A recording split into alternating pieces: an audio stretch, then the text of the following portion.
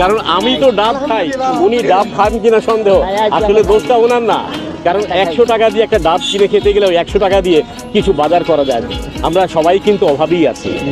ঠিক আছে, আল্লাহ আমাদের সবাইকে হেফাজত করুক। আসসালামু আলাইকুম। যদি কখনো সময় পান ঠিক আমার মতন করে একদিন বেড়াতে চলে আসছেন ওল্ড টাউনে, ভালোই লাগবে, খারাপ লাগবে না। আমার সামনে 2 জন পুলিশ আছে, তাদের সঙ্গে আলাপ করবো, চলেন। বড় ভাই সালামু আলাইকুম, কেমন আছেন বড় ভাই? রহিম ভাই ভালো আছেন? বড় ভাই আপনার নাম কি? মোহাম্মদ কামরুজ্জামান। মোহাম্মদ কামরুজ্জামান, এখানেই আছেন? জি, এখানে। দেশের বাড়ি কোথায় আপনার? সিরাজগঞ্জ। আর বড় ভাই? পাবনা। পাবনা, বাহ।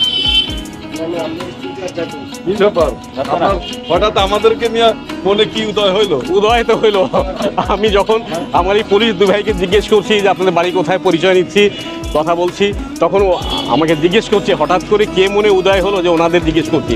আসলে কিচ্ছু না, ওনারা পুলিশের ইউনিফর্ম পরে আছে বলেই পুলিশ।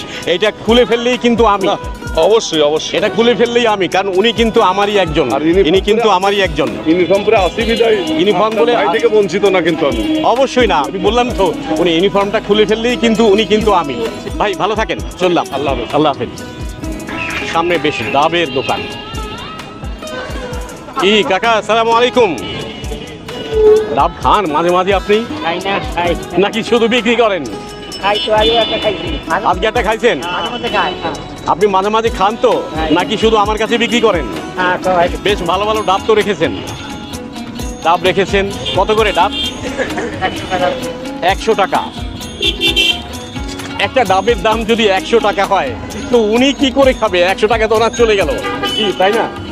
100 টাকা আমি আমার প্রয়োজনে কিনে খেলাম, কিন্তু এই ভদ্রলোক 100 টাকা দিয়ে ডাব, আমার অন্তত বিশ্বাস হচ্ছে না। ভালো থাকেন ভাই। কেমন আছেন আপনি বলেন? ভাই আমি ভালো আছি। এখন বর্তমানে যে বাজারে বলেন 100 টাকার ডাব, একটু জোরে বলেন। যে বললেন 100 টাকার ডাব, হ্যাঁ, এখন একটা ডাবের দাম 200 টাকা হইলে পোষায় বর্তমানে বিকেলের জন্য। এখন বর্তমানে হাসপাতালে হ্যাঁ, বিভিন্ন জায়গায় অসুস্থ রোগী বেশি, হ্যাঁ, এই মালটা খুব কম আসে। কম আসে, কথা বলছেন, ঈদের সিজন তো, হ্যাঁ, হ্যাঁ, তার জন্য এখন এটার দাম ঠিকই আছে। অল্প মাল আছে, অল্প বিক্রি করে।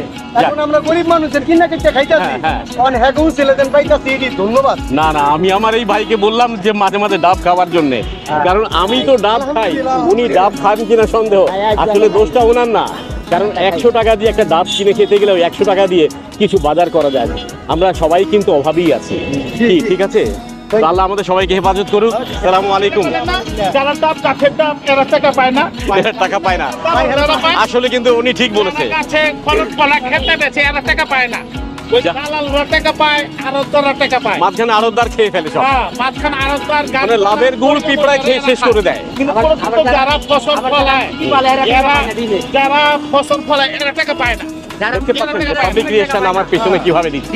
যারা ডাব ফলায় তারা কিন্তু পয়সাটা পায় না, যারা ডাব বেচে এরাও কিন্তু খুব অল্প পায়। মাঝখানে একটা মিডিয়া আছে যারা লাভের গুড় পিঁপড়া খেয়ে শেষ করে দেয়, তারপর যেটুকু বাঁচে রষ্ট তারা এরা খায়। কি করবেন ভাই, পুরো দেশের অবস্থা ঠিক এরকমই হয়ে গেছে। বড় ভাই ভালো আছেন? ভাই সালামু আলাইকুম, কেমন আছেন জিজ্ঞেস করেছি আপনাকে, বলেন না একটু। ভালো আছি আলহামদুলিল্লাহ। ভাই আমি তো আপনার ভাই, আপনি কেন বলছেন না ভালো আছি? অবশ্যই ভালো আছি আমরা, ঠিক আছে না? কেমন আছেন বড় ভাই? মোটামুটি ভালো। আলহামদুলিল্লাহ, অবশ্যই ভালো আছি আমরা, অনেক দেশের চেয়ে ভালো আছি আমরা।